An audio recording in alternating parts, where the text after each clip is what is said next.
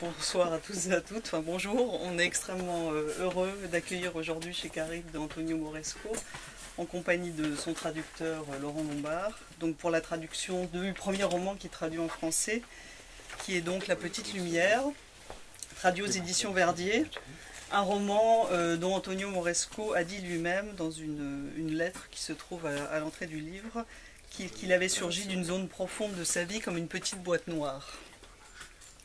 Alors le ton est donné dès la première phrase du livre, qui est vraiment un livre envoûtant, comme une apparition.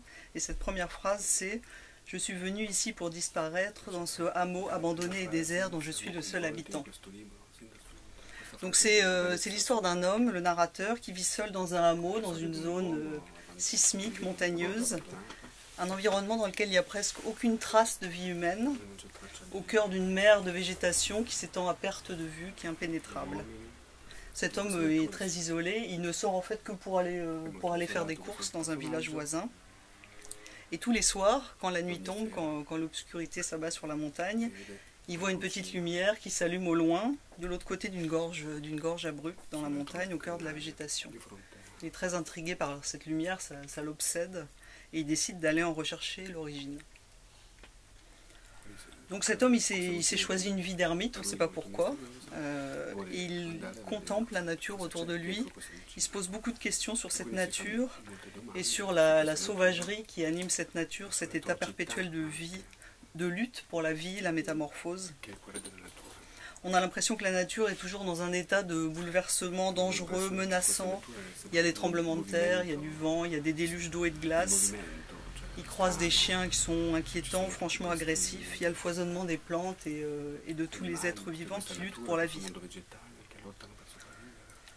Le narrateur est témoin de ça et il est partagé entre la fascination et l'effroi pour le monde qui l'entoure. Il se pose de nombreuses questions qui sont dans le livre sous forme de monologue. C'est quoi ce monde? Où est-ce que je peux bien aller où je peux bien aller pour ne plus voir ce carnage, cette irréparable et aveugle torsion qu'on a appelée vie? Et puis il pose des questions aux êtres qui l'entourent, par exemple aux guêpes, mais pourquoi vous êtes toujours aussi hargneuses? Aux crapauds, mais c'est quoi cette vie? Et toutes ces questions face au monde, elles restent en général sans réponse. Et puis les contacts avec les autres êtres humains, il y en a très peu, ils sont rares, ils sont fragmentaires. Il y a un contraste très fort dans le livre entre les mots très simples qui décrivent la vie de cet homme, qui est une existence qui est elle-même réduite à sa plus simple expression, et puis le style exubérant, baroque qui est employé pour décrire la brutalité, l'impétuosité de la nature. Donc le récit, le narrateur est intrigué par cette lumière qui a l'air d'être le seul élément de stabilité dans un monde furieux, et donc il va enquêter pour trouver l'origine de cette lumière. Il va aller chercher, et le récit à ce moment-là bascule devient un conte fantastique. On a l'impression d'un livre qui est au bout du monde, au bout de la fin des temps, où il va rencontrer un petit garçon en culotte courte qui va jouer un rôle décisif. C'est un livre sans aucun artifice, vraiment resserré sur l'essentiel, sur le cycle de la vie, sur le mystère de l'apparition et de la disparition, que j'ai énormément aimé. Je voudrais en fait qu'on essaie de pas trop en dire dans la discussion qu'on va avoir. Donc ce qu'on se proposait de faire, c'était de faire une lecture en italien, assez courte en italien et en français. Hai il libro in italiano? Si vous avez le livre en italien. Perché dovrebbe essere lo scrittore ad avere il libro. Allora, sono venuto qui per sparire, in questo borgo abbandonato e deserto di cui sono l'unico abitante. Il sole è appena scomparso dietro il crinale, la luce si sta spegnendo. In questo momento sono seduto a pochi metri dalla mia piccola casa, di fronte a uno strapiombo vegetale. Guardo il mondo che sta per essere inghiottito dal buio. Il mio corpo è immobile su una seggiola di ferro dalle gambe che sprofondano sempre più nel terreno. Eppure ogni tanto mi manca il fiato, come se stessi precipitando su un'altalena dalle corde fissate in qualche punto infinitamente lontano dell'universo. Il cielo è attraversato dalle ultime rondine che volano qua e là come frecce. rasentano la mia testa, piombando a capofitto su vaste sfere di insetti sospesi tra cielo e terra. Sento il vento delle loro ali contro le tempie. Vedo distintamente di fronte a me il corpo nero di qualche insetto più carenato e più grande, mentre viene inghiottito da una rondine che lo inseguiva col becco spalancato, lanciando grida. Il silenzio è tale che riesco persino a sentire il clangore del suo corpo che continua a soffrire stritolato e smembrato dentro il corpo dell'altro animale mentre risale inebriato nel cielo. Resto ancora per molto seduto qui. La luce a poco scompare. Tutto questo mondo vegetale diventa sempre più buio di fronte ai miei occhi. Si cominciano a levare da ogni parte i versi degli animali notturni invisibili dentro il nero fogliame. Non un segno di vita umana. Solo quando il buio diventa ancora più fitto e si cominciano ad accendere le prime stelle, dall'altra parte di questa stretta gola a strapiombo, su un tratto più pianeggiante del crinale di fronte, incavato in mezzo ai boschi come una sella, ogni notte, sempre alla stessa ora, si accende improvvisamente una lucina. Et en français? Je suis venu ici pour disparaître, dans ce hameau abandonné et désert dont je suis le seul habitant. Le soleil vient tout juste de s'effacer derrière la ligne de crête, la lumière s'éteint. En ce moment, je suis assis à quelques mètres de ma petite maison face à un abrupt végétal. Je regarde le monde sur le point d'être englouti par l'obscurité. Mon corps est immobile sur une chaise en fer dont les pieds s'enfoncent de plus en plus dans le sol, et pourtant de temps en temps j'ai le souffle coupé, comme si je chutais assis sur une balançoire aux cordes fixées en quelque endroit infiniment lointain de l'univers. Le ciel est traversé par les dernières hirondelles qui volent çà et là comme des flèches. Elles passent en rase-motte au-dessus de moi, s'abattant tête la première sur de vastes sphères d'insectes suspendus entre ciel et terre. Je sens le vent de leurs ailes sur mes tempes.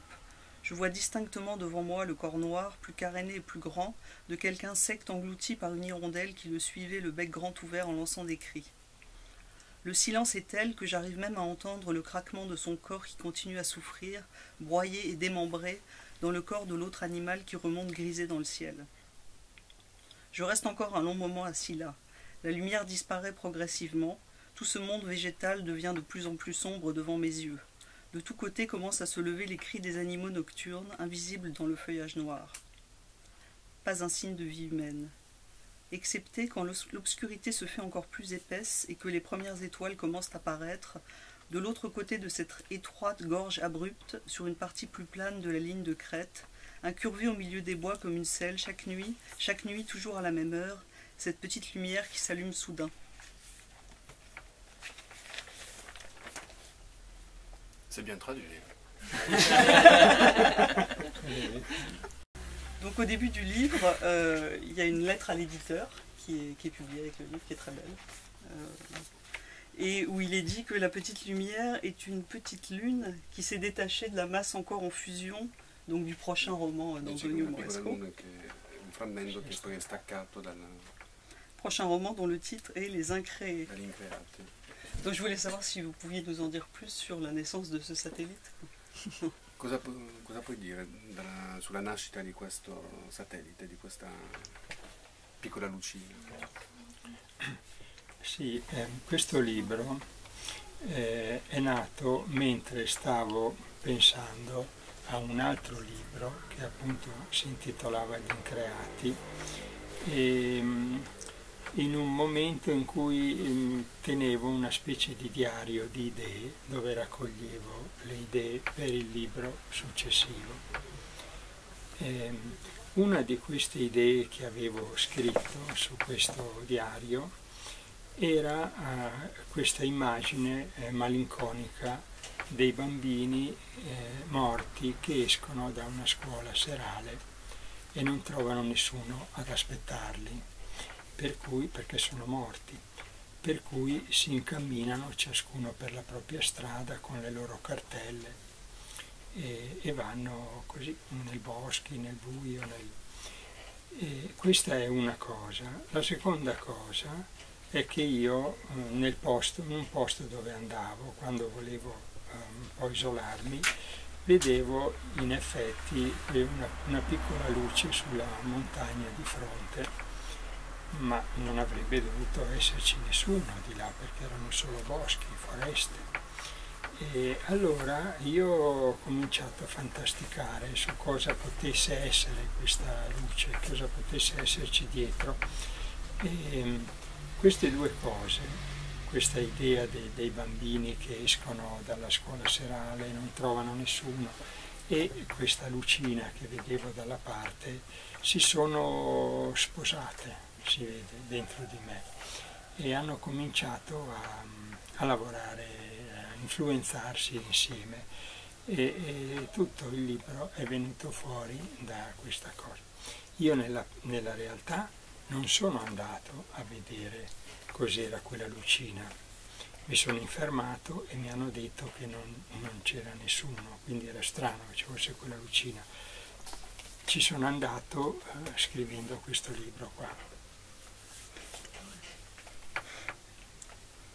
Donc ce livre est né effectivement alors que j'étais en train d'écrire un autre livre qui est ce volume Les Incréés, cet ouvrage Les Incréés, à un moment où, au moment où je prenais des notes dans un journal, dans un cahier, justement pour l'écriture de ce volume, eh bien certaines idées ont jailli et elles ont formé le canevas pour ce petit livre qui se détache donc de ce grand volume.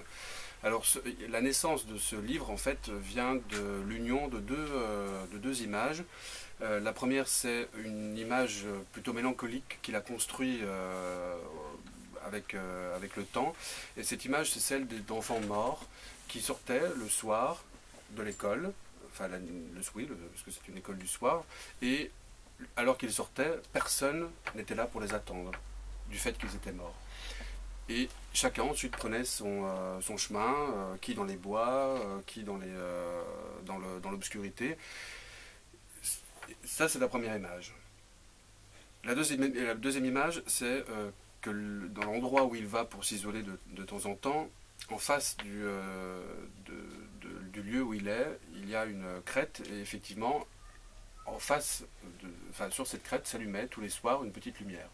Et il savait qu'il ne pouvait pas y avoir de traces humaines dans cette partie-là du paysage. Donc ce sont ces deux images qui se sont rencontrées, qui se sont épousées en lui et qui se sont mutuellement influencées l'une l'autre.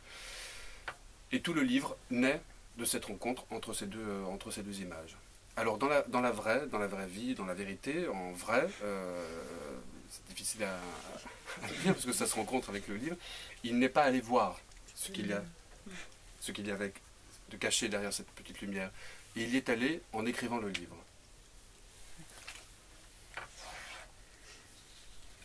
J'ai parlé à la présentation de la première phrase parce que je la trouve extrêmement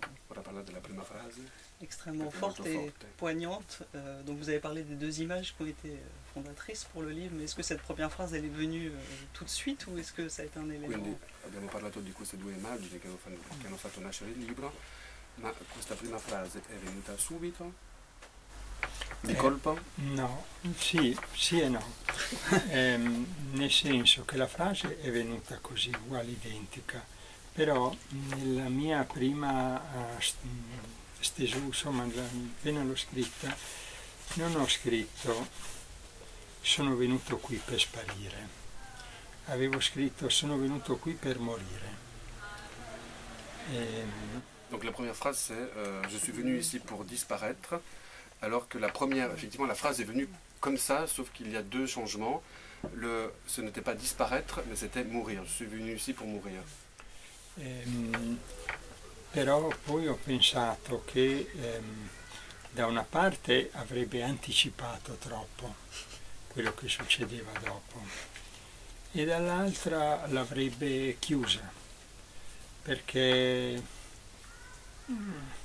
sì, muore, ma non è quella cosa che noi intendiamo quando si parla di morte, quello che succede dentro questo libro, e quindi lo avrei schiacciato, insomma, e allora ho deciso di cambiare, al posto di morire e sparire, che ha un significato più vasto che non morire. Donc effectivement, cette substitution du mot mourir par le mot disparaître vient du fait que s'il avait utilisé le mot, gardé le mot mourir, je suis venu ici pour mourir, ça aurait pour lui trop anticipé ce qui allait se passer, et puis ça fermait trop la phrase, ça l'écrasait trop, et donc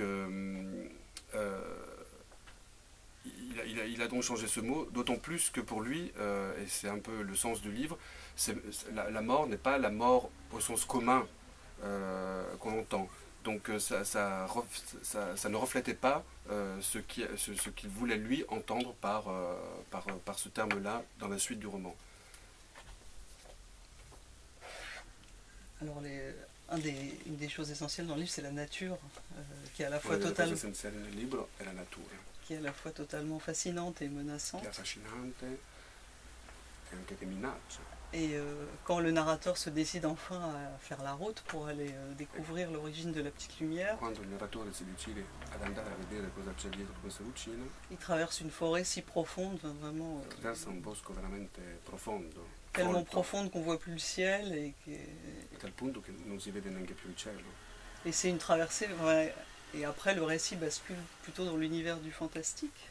Dopodiché, a un certo punto, quando ha valicato il bosco, il racconto cade un po' nel racconto nel genere fantastico, da una parte fantastica, più fantastica dell'inizio. Ecco.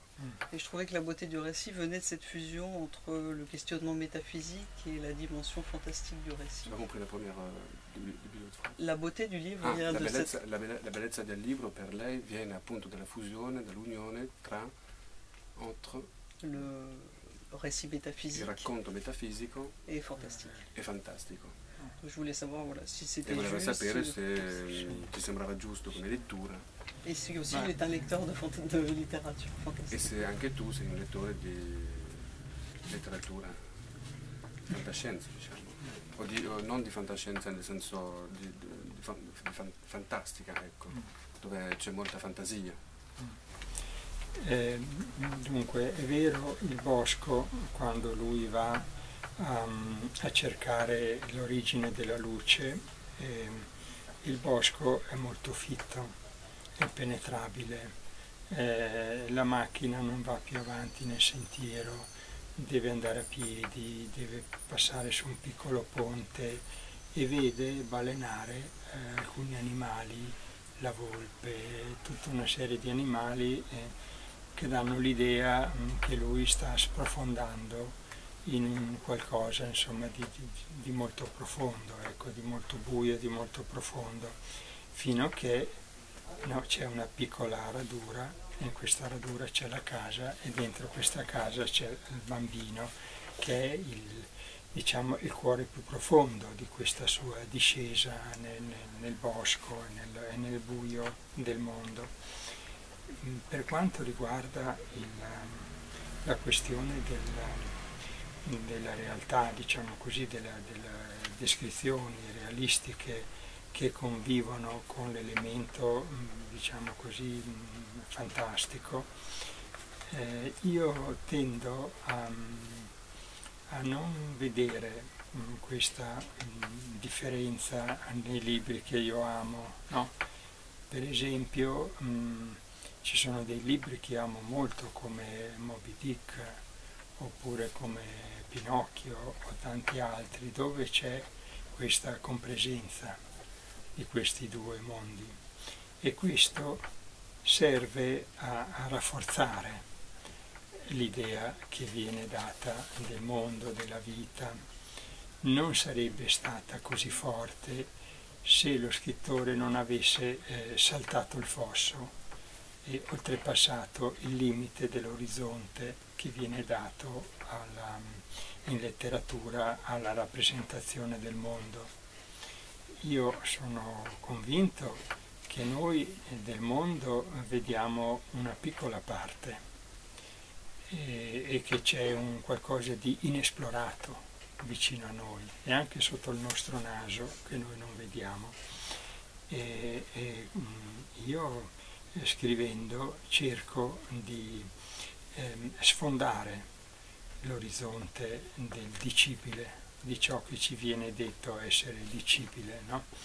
E ho bisogno, per vedere più a fondo quello che abbiamo sotto il naso, ho bisogno di rompere l'orizzonte del mondo e il primo che rompo è quello tra la vita e la morte. Comme j'ai pas fait de sténo, c'est...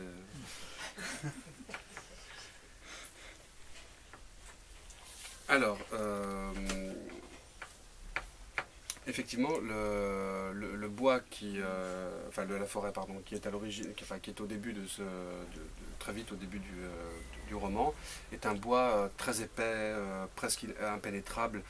D'ailleurs, il cite l'exemple de la voiture qui est obligée à un moment donné de laisser et de continuer à pied.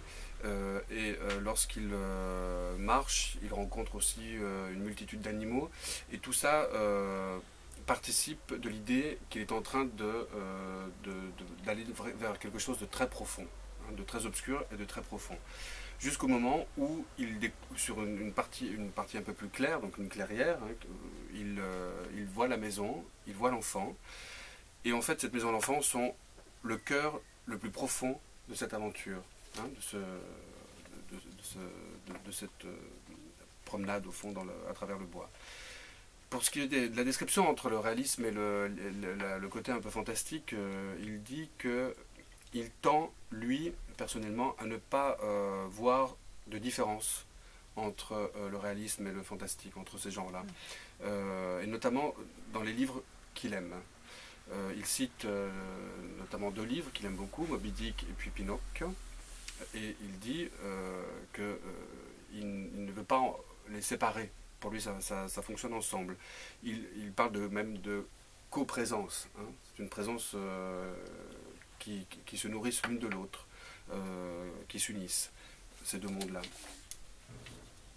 Si on les sépare, on ne peut pas donner l'idée du monde et de la vie que ces livres ont voulu donner. Il faut donc, pour lui, dépasser les limites de l'horizon. Voilà, de l'horizon communément acquis. Hein. Mettre presque de l'enfermement dans lequel on est. Il ajoute d'ailleurs on ne voit que très peu de notre monde. Hein. Qu'il reste des zones même qui sont sous notre nez, qu'on ne voit pas, et qui restent encore inexploitées.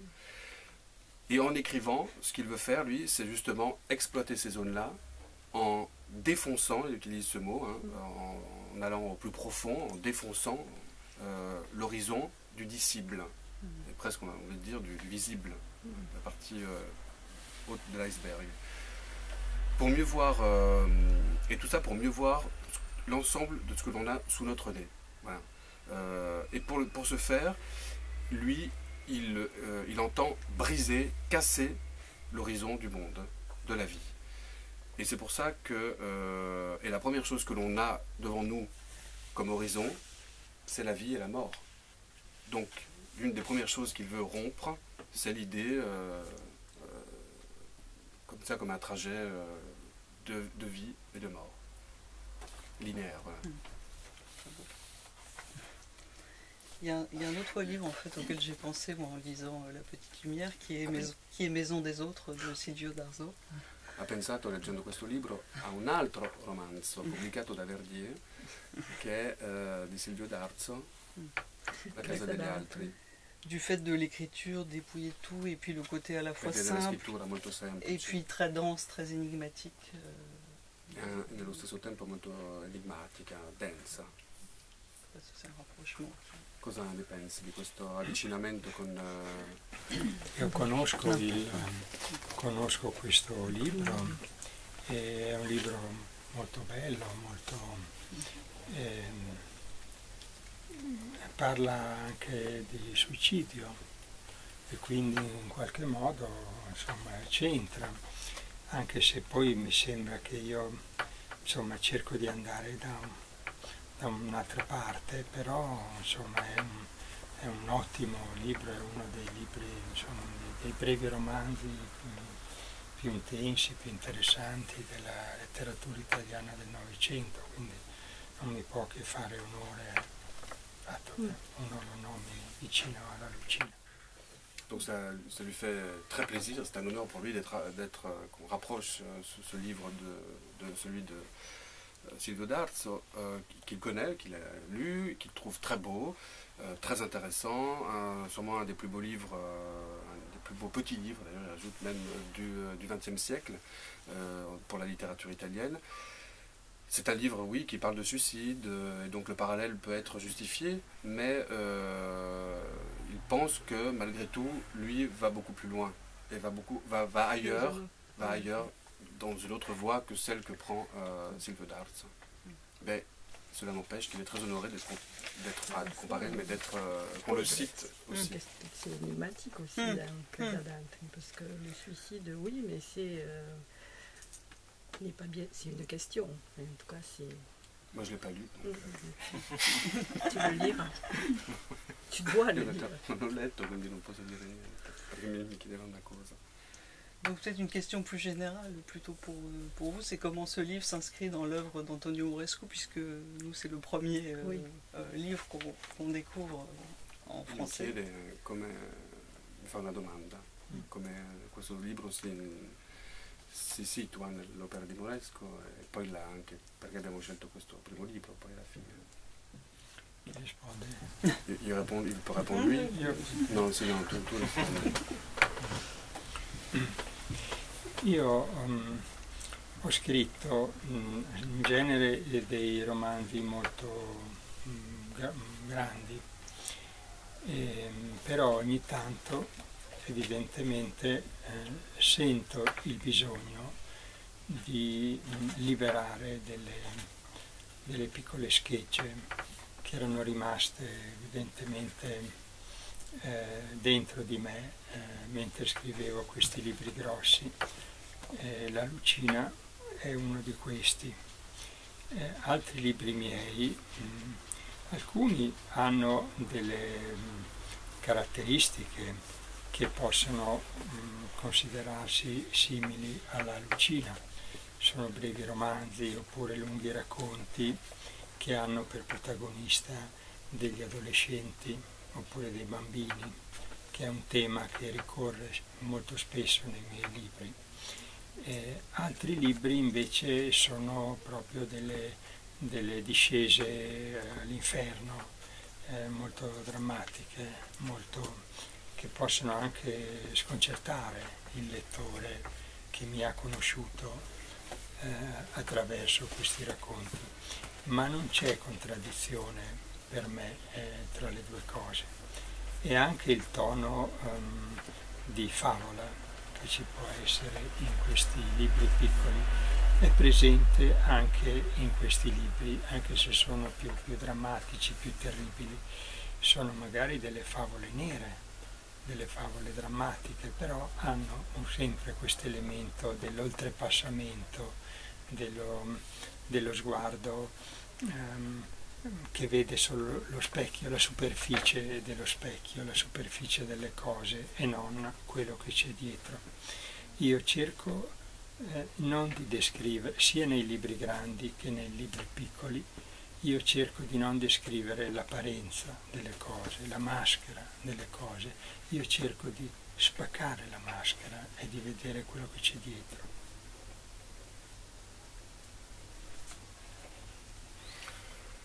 Donc il a écrit, effectivement, il a l'habitude d'écrire des romans plutôt volumineux, très volumineux, mais il sent parfois le besoin, il ressent souvent le besoin, quand il écrit ses livres, de libérer des échardes qui restent en lui au moment où il écrit ses gros livres. Et ce livre-là, par exemple, La Petite Lumière, est une de ces échardes qui est devenue ce petit livre. Il y en a d'autres, hein, d'autres petits livres qui sont comme ça des fragments. Alors, tous ont plusieurs caractéristiques, que ce soit des longues nouvelles ou des romans. On y voit par exemple comme caractéristique souvent des adolescents, souvent des enfants. Hein. C'est une thématique qui est très récurrente dans l'ensemble de son œuvre. Certains livres sont plus du côté descente aux enfers aussi. Des descentes aux enfers très dramatiques, qui peuvent déconcerter le lecteur qui n'aurait connu que les petits livres. Mais il n'y a pas de contradiction entre ces œuvres qui sont différentes. Toutes, dans les petits livres comme celui qu'on présente aujourd'hui, il y a par exemple une forte caractéristique de la fable. Mais dans les volumes, dans les ouvrages volumineux aussi, la fable est présente, même si c'est une fable plus noire, plus dramatique. Ce qui est évident, c'est qu'un des fils conducteurs de toute son œuvre, c'est l'idée de dépassement, de dépasser, d'aller au-delà des apparences, d'aller derrière le miroir et ne pas s'arrêter uniquement au teint, mais d'aller derrière cette illusion qu'est le teint. Hein. Donc pour lui, c'est ne pas aller vers le masque et les apparences des choses, mais au contraire briser, casser, défoncer ce masque des apparences et ce masque des apparences des choses. Bon, je ne sais pas pourquoi je répète 2 fois la phrase. Non, mais le verbe employé est très fort, très violent. Ho ripetuto 2 volte la stessa frase. On a envie évidemment de voir d'autres livres traduits en français. Dice che hanno voglia di vedere altri libri tradotti in francese. Donc ça, c'est prévu. L'année prochaine à la même époque. D'accord. Quindi lei dice che ne sarà un altro in Francia disponibile fra un anno, entro un anno, Parce que Laurent per la travaille rentrée beaucoup. littéraire. Comment? Parce que Laurent travaille beaucoup. Ah bah oui. Il prossimo libro è una storia d'amore. Le prochain livre est une histoire d'amour. Si chiama Fiaba perché è una storia d'amore che sembra impossibile.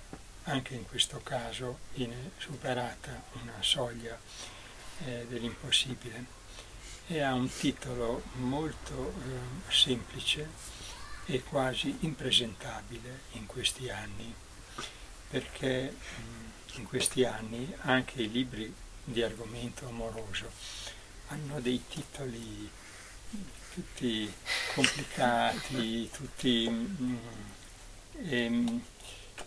un titolo come Fiaba d'amore non potrebbe essere usato neanche in una collana, quei libri che fanno sognare le signore, no? In Italia si chiama collezione Harmony, non so se qui ecco, no? Neanche per la collezione Harmony si potrebbe intitolare un libro Fiaba d'amore. Per questo io ho voluto intitolarlo Fiaba d'amore, perché è un titolo che adesso sembra impossibile, no?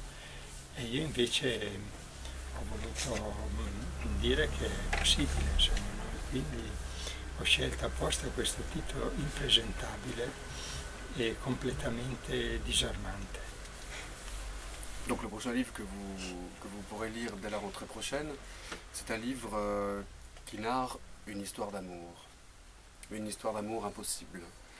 Et dans ce livre aussi, donc, il a voulu dépasser le seuil de l'impossible. Le titre, il dit que le titre est un titre très facile, fable d'amour, hein, mais en même temps qui est un titre qui est impensable aujourd'hui au niveau éditorial. Parce que même dans les histoires d'amour, il faut inventer des titres compliqués, y compris dans des collections du genre Harlequin, qui met maintenant des titres très compliqués pour dire des choses très simples sur l'amour. Et donc il a utilisé cette simplicité pour dire aussi, voilà, d'autres choses sont possibles, et même avec un titre simple, on peut aller vers l'impossible. Donc voilà, il parlait d'ailleurs de ses collections, de ses autres collections du genre Harlequin, et de ces titres difficiles à comprendre pour ses lecteurs, ou plutôt lectrices, qui rêvent à travers ces romans. Donc voilà, il va falloir attendre. Ou alors vous mettre à l'italien. Est-ce que vous voulez qu'on relise un extrait? Vuoi leggere un altro brano?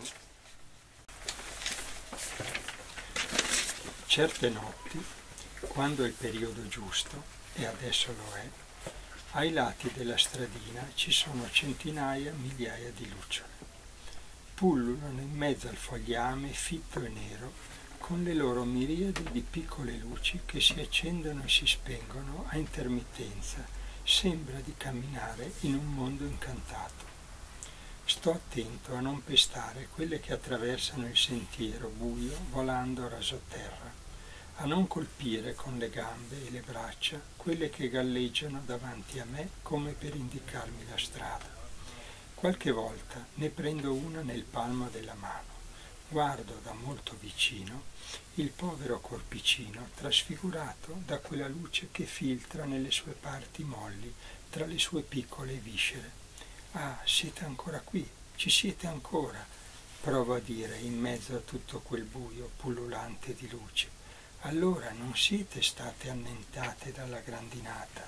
Dove vi siete nascosti mentre venivano giù dal cielo quei pezzi di ghiaccio che spaccavano tutto, non si fermavano di fronte a niente, neanche di fronte ai fiori più belli e più profumati?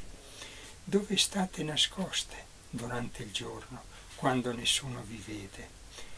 Avrete anche voi dei buchini, delle piccole tane sottoterra, da qualche parte, dove vi nascondete quando c'è la luce, quando il cielo si riempie di ghiaccio. Ma come fate ad accendervi così? Che cosa c'è dentro quei vostri poveri corpicini di insetti? Che forza avete per potervi accendere e trasfigurare così, per produrre una simile luce che si vede anche da molto lontano e per accenderla e spegnerla continuamente, per ore e ore? Lo so, è un richiamo sessuale, ma perché solo voi, tra tutti gli insetti, vi siete inventate questo richiamo? Come avete fatto? Da dove vi è scaturita quella piccola, disperata invenzione e quella lucina? E per quale ragione, se poi scomparite subito dopo, venite annientate, se non vi si vede più per il resto dell'anno? Vivete poche settimane soltanto, uscite da chissà dove e vi mettete a volare a migliaia facendo pulsare il buio di questa notte che ci circonda. Perché?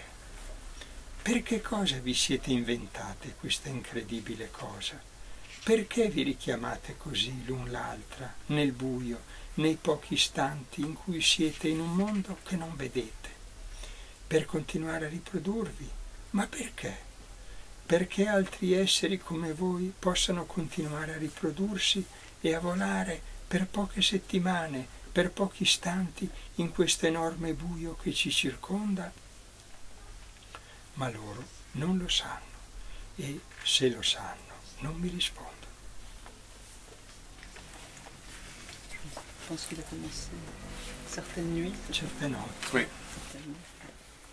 Certaines nuits, quand c'est la bonne période, et en ce moment ça l'est, au bord de la route, il y a des centaines, des milliers de lucioles.